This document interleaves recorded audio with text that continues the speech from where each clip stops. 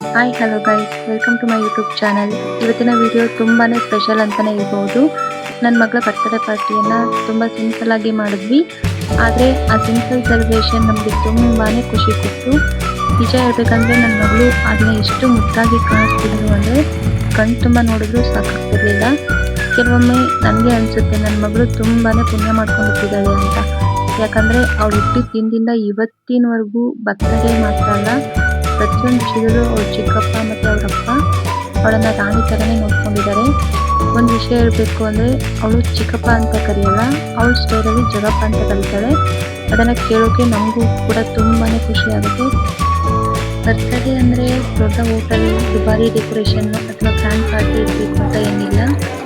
ನಮ್ಮವರ ಪ್ರೀತಿ, ಅವ್ರ ಜೊತೆ ಕಳೆದಂತಹ ಕ್ಷಣಗಳು, ಅದೇ ನಿಜವಾದಂತಹ ಸಂಭ್ರಮ.